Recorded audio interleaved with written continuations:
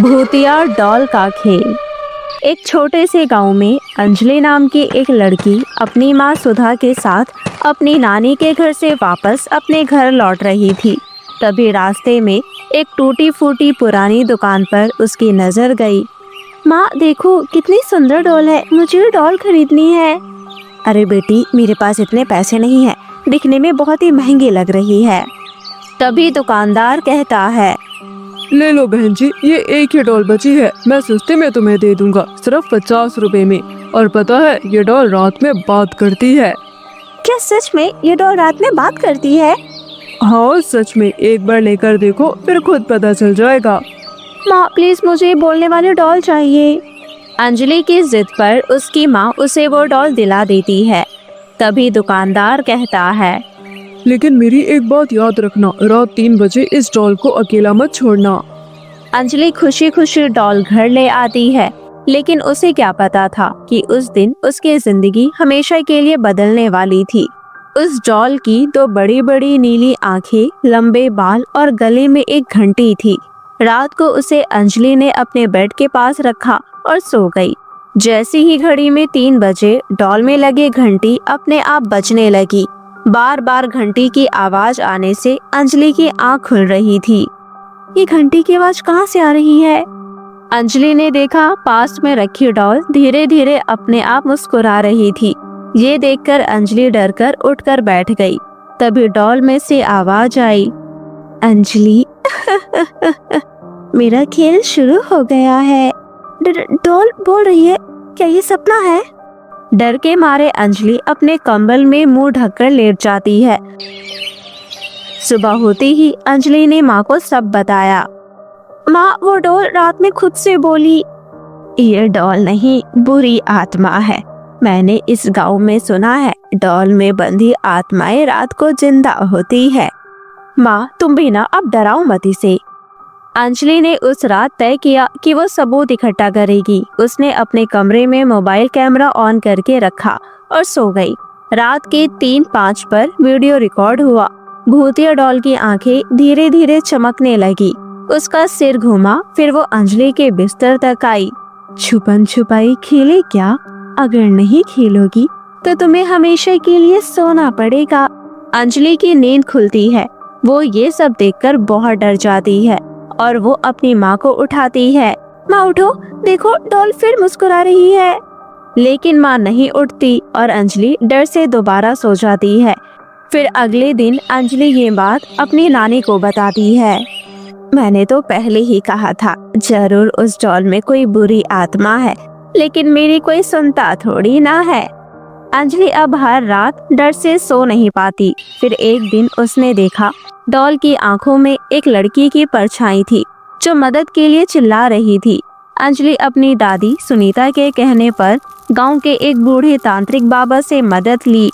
बाबा हमारी मदद करो, ये डॉल हमें बहुत परेशान कर रही है। ये कौन है और क्या चाहती है? ये मामूली डॉल नहीं, एक लड़की की आत्मा है। उसका नाम भी अंजलि था। मतलब मैं उसी के नाम की हूँ? हाँ, और अब वो आत्मा अपना नाम वापस लेना चाहती है, तुम्हारा शरीर लेकर। बाबा ने अंजलि को बताया कि आत्मा को हराने के लिए उसे एक बार उसका खेल जीतना होगा। रात को 3 बजे अंजलि कमरे में बैठी हुई थी। तभी डॉल बोलती है, खेल शुरू हुआ, छुप जा अंजलि। घर की लाइटें बंद हो गई, खिड़कियां अपने आप लॉक हो गई। भूतिया डॉल पूरे घर में अंजलि को ढूंढती रही। अंजलि कहाँ छुप कर बैठी है, सामने आ। घड़ी की सुई 3:15 पर अटक गई। अंजलि छुप कर बैठी हुई थी। 3:29 पर अचानक एक चीख गूंजी। नहीं, तो हार नहीं सकती, नहीं। अंजलि ने देखा, डॉल जल रही थी। उसकी आंखों से धुआं निकल रहा है और वो आवाज दे रही थी, अंजलि तुझे तो जाना ही होगा मेरे साथ, तेरी जगह मेरी है। लेकिन तभी बाबा मंत्र पढ़ते हुए आए और डॉल पर गंगा जल छिड़का। तेरी मुक्ति का समय आ गया है, लौट जा। और एकदम से डॉल राख बन गई। अगली सुबह सब कुछ सामान्य था। अब सब ठीक है अंजलि बेटी, वो भूतिया डॉल अब कभी परेशान नहीं करेगी। नहीं सुधा, आत्माएं कभी नहीं मरती, बस शांत होती है। अंजलि और उसकी माँ सुधा को लगा कि अब सब खत्म हो गया है, क्योंकि भूतिया डॉल अब जल चुकी थी, राख बन चुकी थी और बाबा भी कह चुका था कि आत्मा शांत हो चुकी है। लेकिन सुबह बंटी, जो कि अंजलि का छोटा भाई था, कमरे के कोने में पड़ा एक डॉल उठा लेता है। बंटी अब उस डॉल से दिन रात बातें करता है। सुधा को लगा बंटी ऐसी ही बातें कर रहा है, लेकिन अंजलि जानती थी ये वही भूतिया डॉल है। एक रात अंजलि की आंख 3 बजे खुली। उसने देखा बंटी नींद में बैठा है और भूतिया डॉल उसकी गोद में है। अब मैं तेरी जगह हूँ, अब मैं नहीं डरती। ये देखकर वो भागकर दादी के पास जाती है। बेटा, एक बार जल चुकी आत्मा अगर लौटे तो वो और भी ज्यादा भयानक बन जाती है। अब बंटी अजीब अजीब हरकतें भी करने लगा था। अंजलि ये सब देखकर दोबारा से उस बाबा के पास जाती है और सारी बात बताती है। बाबा कुछ सोचकर कहते हैं, अब वो बुरी आत्मा सिर्फ डॉल में नहीं बल्कि बंटी के अंदर आ चुकी है। ये दूसरी अवस्था है। इसे अब सिर्फ अग्नि मंत्र और मंत्रों के प्रेम से निकाला जा सकता है। अब तुम्हें ही अपने भाई को बचाना होगा। पर कैसे बाबा? तेरे प्यार की आवाज ही उसे बाहर निकाल सकती है, और एक आखिरी मंत्र मैं दूंगा जो सिर्फ भाई की जुबान से असर करेगा। रात हो जाती है और रात को 3 बजे घर के सारे लाइटें बंद हो जाती है। बंटी अपने आप उठता है। डॉल अब उसके हाथ में नहीं पर उसकी आंखों में झलक रहा था। अंजलि ने बाबा से लिया हुआ राख का ताबीज बंटी की ओर फेंका और चिल्लाई, बंटी मेरा प्यारा भाई, होश में आ। मेरे होते मैं अपने भाई को कुछ नहीं होने दूंगी। दूर चली जा बुरी आत्मा, हमेशा के लिए बहुत दूर। बंटी जोर से चिल्लाया। उसकी आंखें जल उठी। फिर हवा में भूतिया डॉल की आवाज गूंजी। एक जोर की चीख के साथ बंटी जमीन पर गिरा। बंटी की सांसें तेज थी, आंखें बंद थी, लेकिन चेहरे पर शांति थी। बाबा ने जो राख का ताबीज डॉल की राख से बनाया था वो अब जल चुका था। इस घटना को 6 महीने बीत गए थे। अंजलि का परिवार अब शहर शिफ्ट हो चुका था। सब ठीक चल रहा था। एक दिन पुराने स्टोर रूम की सफाई हुई। वहाँ एक पुरानी सी डॉल मिली। तभी वहाँ से अंजलि गुजरी और उसकी नजर उस डॉल पर पड़ी। ये बात अंजलि ने अपनी माँ सुधा को बताई। तब सुधा डरते हुए बोली, बेटा इस बार तो हमने शहर भी बदल लिया, फिर कैसे? पर शायद वो आत्मा मरी नहीं थी माँ। उसने कहा था खेल कभी बंद नहीं होता। बेटा हमें जल्दी कुछ करना पड़ेगा। मुझे बहुत डर लग रहा है, कहीं कोई बड़ी मुसीबत आने तो नहीं वाली। माँ घबराओ नहीं, ऐसा कुछ नहीं होगा। मैं बाबा से मदद मांगने चाहती हूँ, वही इस मुसीबत से हमें बचा सकती है। अंजलि फिर उस बाबा को ढूंढने जाती है, लेकिन वो बाबा अब गुफा में तप कर रहे थे। बाबा प्लीज हमारी मदद कीजिए, वो भूतिया डॉल वापस आ गई है। मैं जानता हूँ बेटी, और बंटी फिर से उसका रास्ता बन चुका है। अब क्या करे बाबा? अब खेल को वहीं खत्म करना होगा, इस स्टोर रूम में जहाँ उसने फिर से शरीर लिया है। लेकिन ध्यान रखना, अब वो डॉल सिर्फ आत्मा नहीं बल्कि परछाई बन चुकी है। स्टोर रूम में हवन किया जाएगा और बंटी को साथ ले जाना होगा और उसे खुद उस डॉल को जलाकर फेंकना होगा। अगर आत्मा बंटी को पूरी तरह कब्जा कर चुकी है तो वो सबको मार सकती है। हाँ वो मार सकती है, लेकिन उसे उसका समाधान भी करना पड़ेगा। अगर उसे ऐसे ही छोड़ दिया तो बंटी को भी परेशानी होगी। रात के 3 बजे बंटी अपने आप उठ गया और जो स्टोर रूम था उसके अंदर चला गया। अंजलि और बाबा भी उसका पीछा करते हुए उस स्टोर रूम पहुँचे। बंटी होश में आ, भूतिया डॉल अब तेरा खेल खत्म। तभी बंटी के अंदर घुसी भूतिया डॉल की आत्मा बोलती है, अब बंटी कभी होश में नहीं आएगा। बाबा ने मंत्र पढ़ना शुरू किया, ओम भट स्वाहा, ओम अग्नि स्वाहा। तभी भूतिया डॉल आग की लपटों में जल उठी और चारों तरफ चीखें गूंजी। पूरा स्टोर रूम जल गया। बंटी जमीन पर बेहोश होकर गिर गया, लेकिन अब उसकी आंखें फिर से मासूम थी। अब खेल बंद हुआ और भूतिया डॉल की आत्मा हमेशा के लिए मुक्त हो गई। परी की सोने की जादुई दुनिया। पता है माँ, मैंने कल रात बहुत सुंदर सपना देखा। ऐसा क्या देखा तुमने सपने में जो इतना मुस्कुरा रही हो? माँ मैंने देखा एक सुंदर सा राजकुमार सोने की बग्गी में बैठकर मुझसे मिलने आया, और इतना ही नहीं, राजकुमार ने मुझे सोने का चमचमाता हुआ हार तोहफे में दिया। और जब मैंने सोने का हार पहना मैं किसी राजकुमारी से कम नहीं लग रही थी। गांव की सभी लड़कियां मेरे सामने फीकी लग रही थी। ऐसा नहीं कहते बेटी, गांव की सभी लड़कियां बहुत ही सुंदर है। हाँ, पर मेरी जितनी सुंदर कोई भी नहीं। दोनों माँ बेटी आपस में बातें कर ही रहे थे कि तभी वहाँ विमला नाम की औरत आई और बोली, अरे ओ सुहानी की माँ, मेरा मुंह मीठा करो। आपकी बेटी के लिए मैं बहुत ही अच्छा रिश्ता लाई हूँ। पास ही के गांव का किसान का पढ़ा लिखा लड़का है। लड़का शहर में नौकरी करता है। रुपया पैसा घर सब कुछ है। तुम्हारी बेटी राज करेगी, राज कह देती हूँ। बैठो विमला काकी, मैं आपके लिए जलपान लाती हूँ। काकी, किसान के लड़के से कौन शादी करेगा भला? क्या आपकी नजर कमजोर हो गई है काकी? इतनी सुंदर लड़की के लिए एक मामूली सा रिश्ता लेकर आई हो। ये तुम क्या कह रही हो बिटिया? कितना अच्छा रिश्ता लाई हूँ तुम्हारे लिए। कहीं ढूंढने से भी नहीं मिलेगा ऐसा रिश्ता। ऐसा फालतू रिश्ता लेकर दोबारा मत आना। मेरी शादी किसी राजकुमार से होगी जो मुझे सर से पाँव तक सोने से ढक देगा। इसलिए काकी को कह दो माँ, ये यहाँ से चली जाए। बातें तो सुनो इस लड़की की, लगता है इसे अपनी सुंदरता पर कुछ ज्यादा ही घमंड है। अच्छा सुहानी की माँ, अब मैं चलती हूँ। अब सपनों की नगरी में जाकर अपनी बेटी की शादी किसी राजकुमार से करवाना। पर विमला काकी गुस्से में वहाँ से चली गई। हे भगवान, मैं क्या करूँ इस लड़की का? मैं तो बहुत दुखी हो गई हूँ। तेरी उम्र की लड़कियाँ ब्याह कर अपने ससुराल जा चुकी है और एक तू है जो अपने सपनों की दुनिया से बाहर ही नहीं आती। माँ, मैं अपने सपनों के राजकुमार का इंतजार कर रही हूँ। देखना, वो एक दिन सोने के रथ पर सवार होकर मुझे लेने आएगा। ऐसे ही कुछ समय बीत गया। फिर एक दिन अचानक अनुपमा खुश होते हुए सुहानी से बोली, अरे सुहानी बिटिया, कहाँ हो तुम? जल्दी इधर आओ। क्या हुआ माँ, बड़ी खुश लग रही हो, क्या बात है? सुहानी, तेरे तो भाग्य ही खुल गए। खुद जमींदार साहब ने अपने बड़े बेटे के लिए तेरा हाथ मांगा है। अब तो तू शादी करने से इनकार नहीं करेगी ना? इस बार तो तेरी पसंद का दूल्हा मिला है। क्या कहा? गांव का जमींदार का बेटा? क्या वो मुझे लेने सोने के बग्गी में बैठ कर आएगा? क्या वो मुझे सोने से ढक देगा? मुझे नहीं करना जमींदार के बेटे से शादी। ये कहते हुए सुहानी मुंह बनाते हुए अपने कमरे में चली गई। हाय राम, इस लड़की को अकल कब आएगी? उल्टे पुल्टे सपने देखकर इसका दिमाग खराब हो गया है। पता नहीं इसकी किस्मत में क्या लिखा है। सारे अच्छे रिश्ते तो इसने ठुकरा दिए हैं। अब तो भगवान ही मालिक है। ये कहते हुए अनुपमा घर के कामों में व्यस्त हो गई। फिर अगली सुबह अनुपमा सुहानी को नींद से जगाने लगी। वो नींद में मुस्कुराए जा रही थी।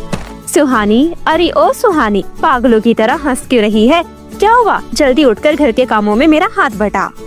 सुहानी आंख मलते हुए उठी और बोली, अरे माँ, पता है मैंने आज एक और सपना देखा। क्या कहा? एक और सपना? मेरा तो सर चकरा जाएगा।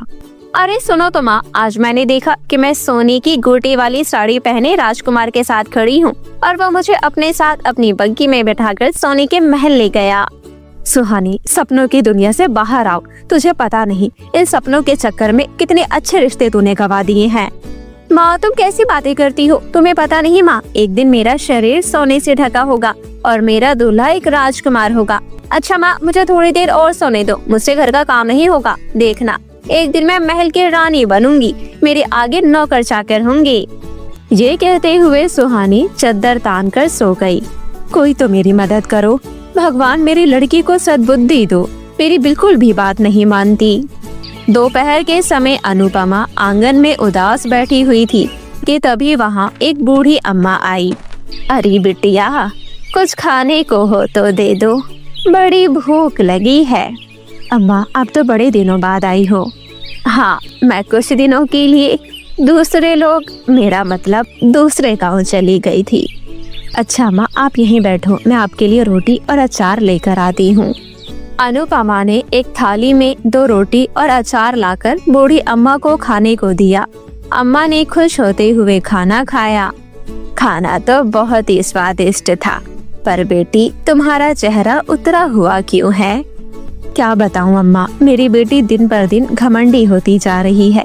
वो अपने आप को सबसे खूबसूरत लड़की मानती है और उसे लगता है कि सोने की बग्गी में बैठकर सुंदर राजकुमार उसे लेने आएगा। दिन रात भर बस यही सपना देखती रहती है। ये सब सुन बूढ़ी औरत मुस्कुराते हुए बोली, तुम चिंता मत करो बेटी, सब कुछ ठीक हो जाएगा। अच्छा मैं चलती हूँ, मुझे और जगह भी जाना है। अगली सुबह जब अनुपमा आंगन की सफाई कर रही थी कि तभी सोने की बग्गी में बैठकर एक सुंदर सा राजकुमार उनके यहाँ आया। मैं कोई सपना तो नहीं देख रही? आप कौन हैं? मैं सोने के देश का राजकुमार हूँ। मैं आपकी बेटी सुहानी से शादी करना चाहता हूँ।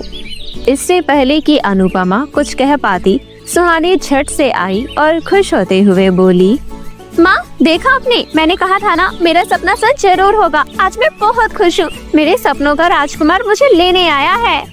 चलो सुहानी, जल्दी से सोने के गोटे वाली साड़ी और सोने का हार पहनकर तैयार हो जाओ, मैं तुम्हें लेने आया हूँ। साड़ी और हार देखकर सुहानी की आंखें चमक उठी। उसने कमरे में जाकर राजकुमार की दी हुई साड़ी और हार पहना और खुशी खुशी राजकुमार के साथ चलने के लिए तैयार हो गई। अरे पर मेरी बेटी को आप कहाँ लेकर जा रही हैं? आप चिंता मत कीजिए, मैं आपकी बेटी को रानी बनाकर रखूंगा। माँ मेरी चिंता मत करो, मैं जा रही हूँ अपने सपनों के राजकुमार के साथ। अनुपमा अपनी बेटी को देखती रह गई और पलक झपकते ही बग्गी उसकी आंखों से ओझल हो गई। कुछ देर बाद राजकुमार सुहानी को बग्गी में बिठाकर एक ऐसे देश ले गया जहाँ सब कुछ सोने का था। ये हम कहाँ आ गए राजकुमार? यहाँ तो हर चीज सोने की तरह चमचमा रही है। ये मेरा सोने का देश है और वो देखो मेरा सोने का महल जो आज से तुम्हारा है, मेरी प्रिय सुहानी। अरे वाह, महल तो शुद्ध सोने का बना हुआ है। अब मैं दुनिया के सबसे अमीर लड़के बन जाऊंगी। अरे क्या सोचने लगी सुहानी, चलो चलकर खाना खाते हैं, तुम्हें भूख लगी होगी ना? हाँ भूख तो बहुत जोरों की लगी है राजकुमार, मैंने सुबह से कुछ नहीं खाया। महल की दासी ने जब खाना परोसा तो सोने से बना हुआ खाना देखकर सुहानी चौंक गई।